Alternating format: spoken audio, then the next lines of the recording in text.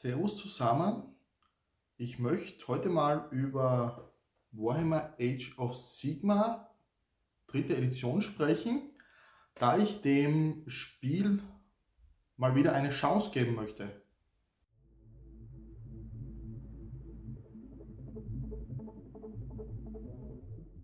Kurzer Abriss von mir. Ich habe damals mit der ersten Edition angefangen, Age of Sigmar zu spielen, habe es aber eigentlich mit ganz zu Beginn, wie viele andere auch, erstmal nur angesehen. Okay, ohne Punktesystem war es für mich nicht interessant. Mit dem General's Handbook ist es dann besser geworden. Im Großen und Ganzen von den Figuren her gibt es eh nichts zu sagen. Sind sicher mit Abstand die schönsten Figuren, die man so auf dem Markt teilweise finden kann. Für mich zumindest auf jeden Fall. Aber auch vom Spielsystem her, ja, jetzt nichts, was mich so vom Hocker gehauen hat oder nichts, was mich jetzt so sehr interessiert hat, unter Anführungszeichen, und daher auch nicht wirklich gespielt. In der zweiten Edition hat es mir dann ein bisschen besser gefallen, auch diese Edition mitgemacht, hin und wieder gespielt, aber auch nicht so häufig, weil doch das ein oder andere, das mir persönlich nicht so viel gefallen hat oder nicht so gut gefallen hat. Und jetzt eben die dritte Edition, und ich habe mir auch diese, wie die beiden vorangegangenen, erstmal ganz einfach geholt und dann angeschaut, habe es dann aber eigentlich recht schnell wieder zur Seite gelegt. Und jetzt ist die Zeit, wo ich dem Ganzen doch nochmal eine Chance geben möchte, nachdem ich mich in den letzten paar Tagen oder schon fast Wochen ein bisschen mehr mit dem System auseinandergesetzt habe und da für mich so das ein oder andere gefunden habe, das mich dann durchaus interessiert mittlerweile oder was mir sozusagen sehr gut gefällt an dieser Edition. Allem voran haben wir natürlich wieder ein dickes Hardcover-Regelbuch. Das ist jetzt die Version, die im Dominion-Set enthalten war. Gibt es, glaube ich, noch immer, soweit ich weiß. Also, falls das jemand sich besorgen möchte. Ich habe auch generell zu Age of Sigmar schon mal ein Video gemacht gehabt. Allgemein, was ist überhaupt Warhammer Age of Sigmar? Ich werde euch dieses Video hier jetzt auch in einer Infokarte verlinken, falls das irgendjemanden noch interessiert, der vielleicht vor allem nicht weiß, was das Spiel überhaupt ist. Ansonsten geht es hier jetzt eben weiter. Wie gesagt, es gibt hier ein paar Elemente in dieser Variante oder in dieser neuen dritten Edition, die mir besonders gut gefallen. Allem voran das Thema, das mir sehr gut zusagt aktuell, ist eben die Möglichkeit, dass nicht nur ein einziger Spieler an der Reihe ist, der wirklich was macht und der andere macht dann nur noch Schutzwürfe nach der Reihe und nimmt seine Modelle weg, sondern man hat eben jetzt als passiver Spieler, der gerade nicht seinen Zug hat, ebenfalls die Möglichkeit, Dinge zu machen. Und das gefällt mir schon mal sehr gut. Einen Punkt, den ich hier vorher noch ansprechen möchte, der mit dieser ganzen Thematik, Fähigkeiten einsetzen zu können, auch als passiver Spieler zu tun hat, ist eben der Punkt, überhaupt Befehlspunkte, Command Points zu bekommen. Denn das hat sich ein bisschen geändert, meiner Meinung nach zum Guten. Denn mittlerweile ist es jetzt so, dass zu Beginn einer Schlachtrunde, wenn also nachdem feststeht, welcher Spieler den ersten Zug hat und welcher den zweiten, bekommen beide Spieler Befehlspunkte, jeweils einen für den Spieler, der den ersten Zug hat, und der passive Spieler, der den zweiten Zug sozusagen dann hat, bekommt schon zu Beginn 2 Command Points, kann also in dem Zusammenhang dann auch schon aus passiver Sicht etwas mehr machen. Zusätzlich bekommt dann jeder nochmal in der Heldenphase einen Command-Punkt für seinen General, wenn der am Spielfeld ist. Und dann gibt es natürlich noch eine Reihe von Möglichkeiten, weitere Command-Points zu bekommen, zu generieren. Alles in allem gefällt mir das System aber extrem gut, weil man so schon sagen kann, okay, ich starte mal die Runde, bin ich der erste Spieler, bekomme ich einen Command-Point, wenn ich den ersten Zug habe. Dann bekomme ich noch einen Command-Punkt, wenn mein General auf dem Spielfeld noch ist. Und so weiter. Das gleiche dann auch für den zweiten Spieler, der den zweiten Zug hat. Er bekommt am Anfang, wenn feststeht, wer den ersten und zweiten Zug hat, seine beiden Command-Points. Dann bekommt er in der Heldenphase noch einen Command Point, wenn sein General auf dem Feld ist. Und was hier auch ganz interessant noch ist, in Bezug auf diese Command Points, diese verfallen jeweils am Ende der Runde. Man spielt den Zug des ersten Spielers, dann startet der Zug des zweiten Spielers, dort auch wieder Anfang der Heldenphase, ist mein General auf dem Spielfeld, dann bekomme ich wieder einen Command Point hinzu, eventuell durch weitere Fähigkeiten noch zusätzliche Command Points. Und wenn dann am Ende die Runde vorbei ist und eine neue Runde startet, verfallen die bisherigen Command Points und man startet eigentlich dann wieder von Null. Damit hat man für jede Runde einen gewissen Pool aus Command Points, die man hier einsetzen kann. Und das bringt mich eigentlich dann schon auf die Situation hin, dass man so gesehen schon mehr Command Points übers Spiel hinweg zur Verfügung hat, als das noch in der zweiten Edition der Fall war und damit auch sehr viel mehr Möglichkeiten bestehen, was natürlich auch notwendig ist aufgrund einfach der Möglichkeiten, die man hat im Spiel. Diese Befehlsfähigkeiten bzw. die Command Points, die man dafür dann ausgibt, um diese Befehlsfähigkeiten einzusetzen, sind grundsätzlich noch bekannt aus der zweiten Edition. Also man kann Battle Shock automatisch bestehen, man kann auch mit einem Command Point einen Angriffswurf wiederholen oder sich automatisch zusätzliche 6 Zoll weiter bewegen in der Bewegungsphase. Das sind alles bekannte Sachen, da hat sich jetzt nichts so weit geändert, aber es sind auch sehr interessante neue Sachen hinzugekommen. Zum Beispiel hat man die Möglichkeit in der Bewegungsphase, nachdem eine Einheit sich bewegt hat, also eine feindliche Einheit ihre Bewegung beendet hat, innerhalb von 9 Zoll um eine eigene Einheit, dann kann man auch einen Command Point aufwenden, um sich zurückzuziehen.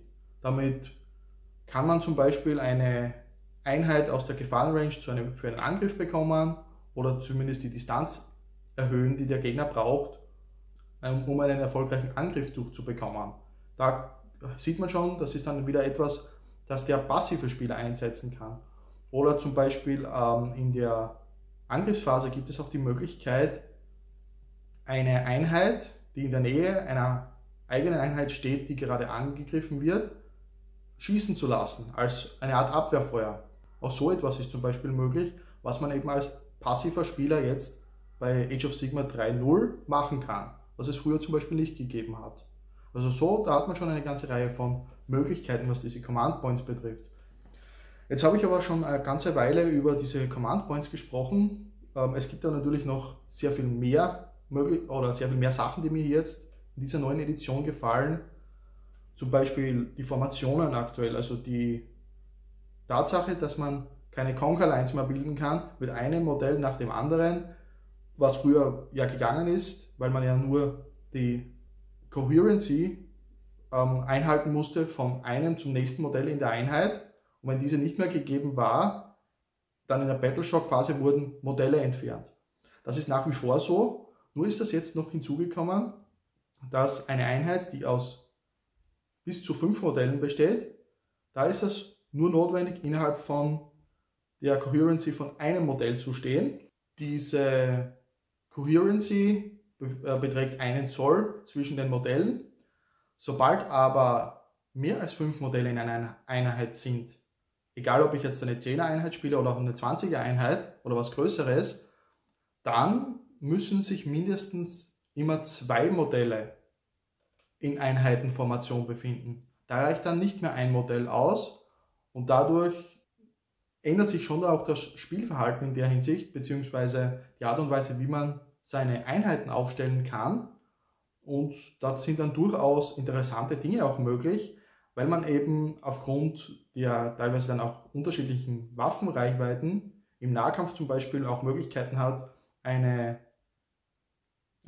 Schutzschirm aus kleineren Modellen, kleineren Einheiten zu bilden oder an und für sich Einheiten, die vielleicht 10 oder 20 Modelle groß sind, vor allem größere Einheiten mit 20, 30 Figuren, die einen Schutzschirm quasi dann bilden können mit vielleicht nur 1 Zoll Reichweite, aber aufgrund dessen, dass sich diese Modelle auf 25 mm Basen befinden, können die auch aus 2 Reihen quasi zuschlagen. Und jetzt hat man auch wiederum die Möglichkeit, dahinter andere Einheiten zu positionieren, die vielleicht eine Nahkampfreichweite mit ihrer Waffe von 2 Zoll haben und diese können dann auch wiederum über die vorherige Einheit die komplette Armee oder zumindest den Teil der Armee abschirmt, drüber schlagen und somit auch noch immer im Nahkampf kämpfen. Also da sind schon auch wieder ein paar ganz interessante Möglichkeiten da, die es natürlich klarerweise auch vorgegeben hat, weil sich da die Waffenreichweiten bei gewissen Einheiten natürlich jetzt oder vielen Einheiten auch gar nicht geändert haben. Das ging vorher auch, aber in Verbindung jetzt mit dieser neuen Formationsregel gibt es eben das interessante Konzept, dass man jetzt eben aus 2 Reihen zuschlagen könnte, wenn man eine Einheit hat auf 25 mm Basen, die 1 Zoll Nahkampfreichweite haben und dann aber dahinter noch immer eine dritte Reihe einer anderen Einheit, die auch die Möglichkeit hat, mit weitreichenderen Waffen zuzuschlagen. Was mir jetzt auch noch sehr gut gefällt in der 3. Edition, was es früher auch nicht gegeben hat, sind die Heldenaktionen. Davon kann jeder Spieler in jedem Zug jeweils eine durchführen. Der Spieler, der gerade aktiv ist, fängt an und das kann alles Mögliche sein. Der Versuch, einen weiteren Command Point zu generieren, der dann speziell nur für diesen einen Helden gilt, wäre eine Möglichkeit. Oder ein Held kann geheilt werden oder eben ein Held könnte besser im Nahkampf oder generell besser kämpfen, indem er bei der Verwundung einfach einen Bonus bekommt, beim Verwundungswurf und beim Schutzwurf. Also da sind verschiedene Sachen möglich, die jeder Spieler dann machen kann, eben beginnend mit dem Spieler, der gerade am Zug ist. Dann vielleicht nochmal ganz kurz zurück zu dem Thema mit den Command Points generell. Da ist mir noch etwas eingefallen, das ich glaube ich nicht gesagt habe. Und zwar Command Points können eingesetzt werden, entweder von klarerweise Helden, zählt natürlich auch der General hinzu, oder auch von Einheiten-Champions. Wenn eine Einheit einen solchen Einheiten-Champion hat, kann sie diese einsetzen. Ausgehend eben von diesem Einheiten-Champion, der diese Fähigkeit dann, die Befehlsfähigkeit einsetzt. Und auch gewisse Einheiten, die das Totem-Keyword bekommen haben, können das mittlerweile auch. Und dann gibt es noch eine 5. Möglichkeit, dass manche Einheiten, vor allem Einheiten, die selbst keinen Champion haben, das Elite-Keyword bekommen haben und diese dürfen dann auch, ausgehend von der ganzen Einheit, ebenfalls sich selbst Befehle geben. Das mal so zu den allgemeinen Dingen mit Befehlsfähigkeiten und alles, was so ein bisschen damit zu tun hat und was mir so an diesem System jetzt eigentlich grundsätzlich gefällt, dass jetzt einfach beide Spieler, egal ob ich den aktiven Zug habe oder nicht, die Möglichkeit haben, einfach etwas zu tun. Das Einzige, was ich jetzt für mich noch so gefunden habe, wo ich sage, was mir wirklich das Einzige gar nicht gefällt, ist nach wie vor die Art und Weise, wie Wunden zugeteilt werden, dass das noch immer auf die Einheit geht, komplett. Ich weiß, es macht das Spiel wahrscheinlich nach wie vor schneller. Ich würde es trotzdem besser finden, wenn das Ganze auf das Modell geht, so wie das bei Warhammer 40.000 der Fall ist. Und wenn eine Waffe 5 Schaden macht und ein Modell hat nur einen Schaden, ist trotzdem nur ein Modell weg und nicht 5 Modelle der Einheit. Würde ich besser finden, ist aber das Einzige, was ich aktuell jetzt erstmal so nach dem Drüberschauen zu kritisieren habe, was mir vielleicht nicht so ganz gefällt und zusagt. Dann, was vielleicht noch interessant ist, oder für mich zumindest interessant ist, ist die Art und Weise, wie das Ganze jetzt aufgebaut ist mit dem General's Handbook. Ich habe das auch hier, das sind quasi 2 kleine Büchlein. Einmal hier nur die Punktewerte für die aktuellen Profile, um Matchplay spielen zu können. Und dann das wichtigere Buch ist natürlich das hier, wo erstens eine ganze Menge an zusätzlicher Matchplay-Missionen drinnen sind, die zusätzlich zu den paar sind, die aus dem Regelbuch kommen, was das Spiel erstmal schon sehr viel abwechslungsreicher macht, wenn man vor allem sehr viel spielt. Und zum anderen, was ich hier noch gut finde, ist eben, dass, bezogen jetzt nicht auf das Buch, sondern generell auf das Matchplay-Thema, diese ganzen speziellen Battalions weggefallen sind und es einfach ähnlich wie bei 40k diese generischen Battalions gibt, die man nehmen kann und dafür dann keine Punkte ausgibt, sondern man hat halt dann die Beschränkung, man muss gewisse Einheiten mitnehmen für dieses Battalion und bekommt dann gewisse Boni. Das kann sein, dass man durch ein Battalion alle Einheiten zugleich aufstellen darf, die dort enthalten sind in diesem Battalion, oder eben auch, dass man ein zusätzliches Artefakt mitnehmen kann oder ähnliches. Das ist auch noch etwas, das dann vor allem mir aufgefallen ist, mir persönlich, und was ich sehr gut finde. Die Listen scheinen jetzt sehr viel abwechslungsreicher zu werden, und um jetzt dann nochmal den Bogen zu schlagen zu dem General's Handbook, es gibt hier dann nochmal eigene Bataillons, die hier drinnen stehen, und auch eine eigene Befehlsfähigkeit und Regeln für Gelände bzw. für den Realm, in dem man sich befindet. Und das sind offizielle Matchplay-Regeln, gelten also auf Turnieren und überall, außer man macht sich natürlich was anderes aus, aber an und für sich hat man hier dann noch einmal ein paar zusätzliche Möglichkeiten. Und so wie es jetzt aktuell ist, befinden wir uns in der aktuellen Season, nenne ich es jetzt mal, in Gur, und dementsprechend ist alles sehr monsterlastig. Das heißt, man hat hier noch eine eigene Command-Fähigkeit. Ich glaube, das ist die hier enthalten ist. Ich schaue schnell. Die Reichsregeln, genau, da hat man 2 Bataillons drinnen, die hier aus dem Buch kommen, eben Matchplay tauglich. Für das eine braucht man 2 Monster oder ansonsten für Jäger der Herzlande mindestens 2 Truppeneinheiten. Und dann hat man noch eine eigene Reichsfernmagie, das ist ein Zauberspruch, das ich sagen wollte. Das ist jetzt keine Befehlsfähigkeit, sondern das ist ein Zauberspruch, Metamorphose. Und diesen Zauberspruch kennt jeder Magier aktuell im Spiel, zusätzlich zu allen anderen, die er kann. Und dadurch ist es möglich, einen Helden zu einem Monster zu machen, der aktuell einfach noch nicht als Monster gilt. Hat verschiedene Gründe, unter anderem, weil diverse und auch hier Missionsziele, die hier drinnen stehen, die man erfüllen kann, damit zu tun hat, dass irgendein Monster etwas tun muss, und manche Armeen, zum Beispiel Nighthounds oder ähnliche, haben zum Beispiel da gar keine Monsterfiguren, also die das Keyword auch haben, Monster, und so kann man auch diese Dinge erfüllen.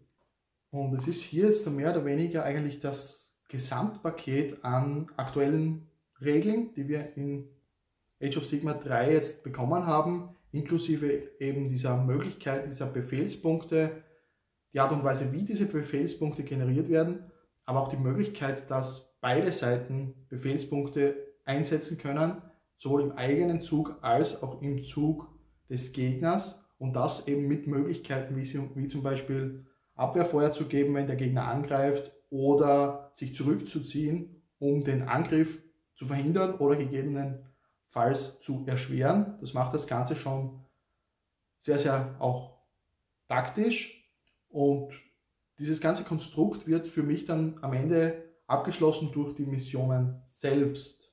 Denn es ist ähnlich wie in 40k so, dass man hier, wenn man sich so einen Battleplan ansieht, verschiedenste Missionszielmarker hat, die schon vor Beginn, also die sind pro Mission schon fix, wie diese aufgestellt werden. Da hat man jetzt nicht mehr diese Situation, dass das irgendwie positioniert wird, sondern das ist fix festgelegt am Schlachtplan in der Mission. Und zusätzlich ist es noch so, dass jeder Spieler dann, beziehungsweise generell bekommt man dann für diese Missionsziele, wenn man diese eben im Verlauf des Spieles hält, jeweils am Ende seiner Schlachtrunde oder nicht der Schlachtrunde, sondern seines Zuges Siegespunkte dafür, meistens in einem Konzept Richtung, wenn du halte ein Missionsziel, bekommst du einen Punkt, halte ich 2 oder mehr Missionsziele, bekomme ich 2 Punkte, und wenn ich dann mehr Missionsziele halte als mein Gegner aktuell, dann bekomme ich nochmal einen Punkt. Und das ist aber auch kumulativ miteinander, das heißt, wenn ich sage, ich habe am Ende meines Zuges 3 Missionsziele die ich halte, und mein Gegner hält nur eines, dann bekomme ich dann schaue ich mir das an und sehe, okay, ich halte eines, ja, bekomme einen Siegpunkt dafür. Halte ich 2 oder mehr auch, ja, also bekomme ich nochmal einen Siegpunkt, und dann bekomme ich nochmal einen Siegpunkt für halte mehr als der Gegner, weil ich 3 habe und mein Gegner nur eines in dem Beispiel. Also das sind dann schon mal 3 Punkte, die man hier erreichen kann pro Spielzug, den ich habe. Plus dazu gibt es dann eben noch weitere Dinge. Es geht nämlich im Spiel nicht nur um diese Missionsziele, diese zu halten und dafür Punkte zu bekommen, sondern wenn man bereits seine Armee zusammenstellt, wählt man ein sogenanntes strategisches Missionsziel. Das wird bereits bei der Armeezusammenstellung, wie gesagt, gewählt, bevor das Spiel überhaupt irgendwie aufgebaut wird und noch bevor unbedingt, da muss nicht mal eine Mission oder so feststehen, sondern das ist Teil eigentlich der Armeezusammenstellung. Und am Ende, das ist auch dann jeweils pro Schlachtplan wieder mit angegeben, wie viele Punkte, das können zum Beispiel 3 Punkte sein, 3 Siegespunkte, die man dann am Ende des Spiels bekommt, wenn man dieses strategische Ziel erfüllt hat. Das kann dann so etwas sein wie zum Beispiel die gegnerischen Helden alle vernichten. Oder ich muss mindestens noch eine meiner Battleline-Einheiten haben, die sich am Ende des Spieles auf dem Spielfeld befinden. Habe ich das geschafft, dann bekomme ich ebenfalls wieder zum Beispiel 3 Siegespunkte am Ende des Spiels. Und das gibt es halt dann in verschiedenen Ausprägungen. Also wenn ich sage, ich habe sehr viele Battleline-Einheiten, dann kann ich eben genau so etwas wählen, dass ich sage, am Ende des Spiels muss noch mindestens eine Battleline-Einheit von mir auf dem Feld sein, damit ich diese Punkte für das strategische Ziel bekomme. Oder ich kann zum Beispiel auch, wenn ich sehr viele Zauberer dabei habe, sagen, ich möchte, dass am Ende des Spiels mindestens noch ein Zauberer von mir auf dem Spielfeld ist. Schaffe ich das, bekomme ich dafür die Punkte. Also da hat man jeweils eine Möglichkeit. Oder es gibt auch die Möglichkeit zu sagen, okay, ich probiere oder ich bin darauf aus, den gegnerischen General zu töten und mein eigener muss dann am Ende des Spiels noch auf dem Spielfeld sein. Dann bekomme ich ebenfalls diese Punkte für dieses strategische Missionsziel. Da gibt es eine ganze Reihe von Missionszielen. Im Regelbuch stehen nur eine Handvoll. Hier im General's Handbook sind dann noch ein paar mehr drinnen. Daher für Matchplay würde ich es auch empfehlen, das Buch mit zu kaufen, wenn man schon mit Age of Sigmar dann anfängt, um einfach möglichst viel Auswahl bei den Schlachtplänen und auch bei den Missionszielen zu haben. Und um das noch ein bisschen weiter zu bringen mit den Missionszielen bzw. den Siegespunkten, die man erreichen kann, gibt es auch noch neben dem einen strategischen Vorhaben, das man bereits bei der Armeezusammenstellung wählt, auch taktische Vorhaben. Die sind ebenfalls hier in einer größeren Zahl ein paar mehr drinnen und ein paar sind im Regelbuch.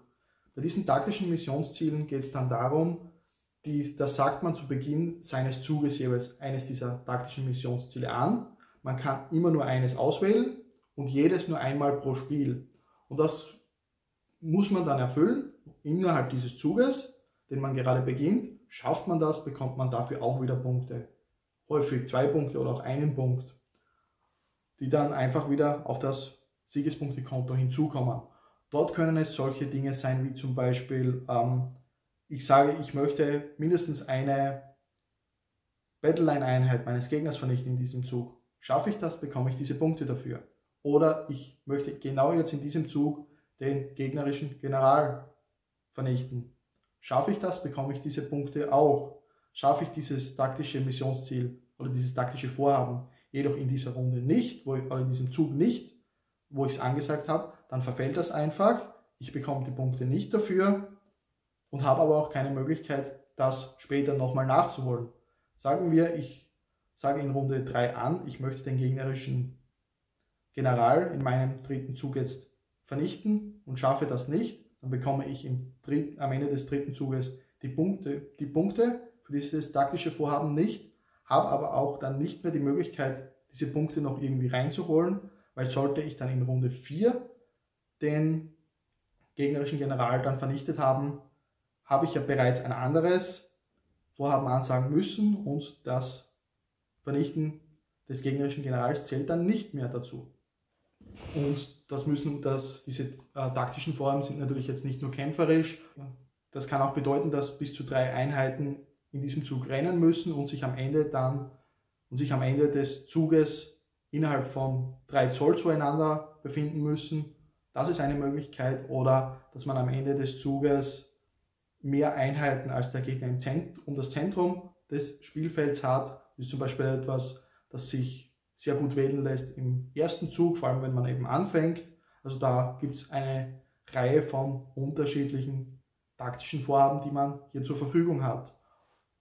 Und ich denke auch, das wird sich dann über die Zeit der 3. Edition hinweg dann ändern.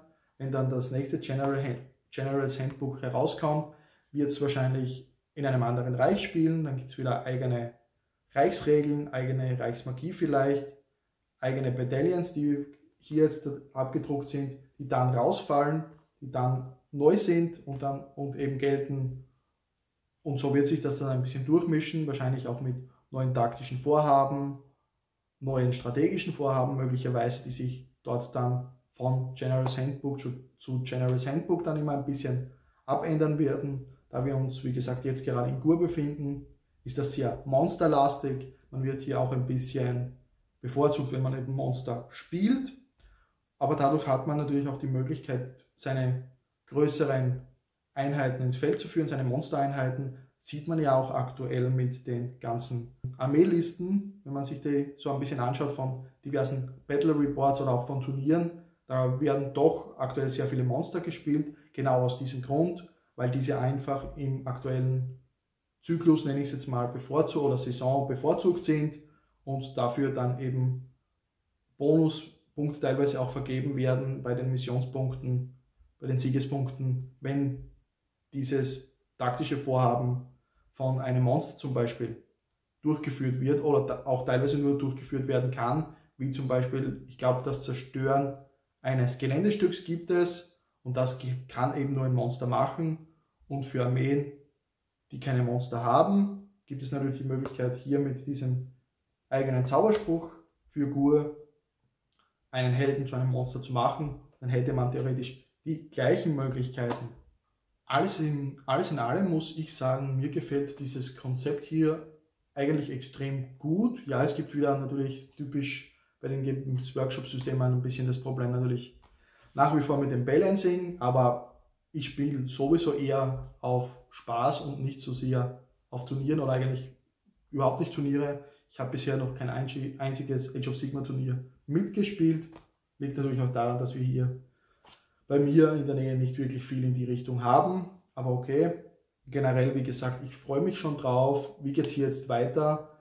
Ich werde auf alle Fälle mich selbst ein bisschen weiter damit beschäftigen, sowohl was die Regeln betrifft.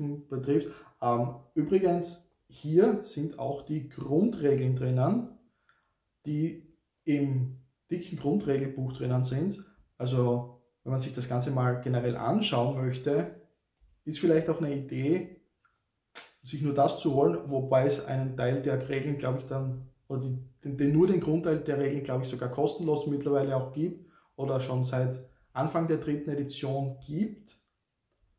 Aber zumindest für die ganzen Regeln, die man so zum Spielen brauchen würde, denke ich jetzt mal, findet man das Ganze auch hier drinnen, was dann auch die Zusammenstellung betrifft. Da können wir noch schnell schauen. Also es gibt hier einen Teil Regeln, der ist dann doch etwas umfangreicher.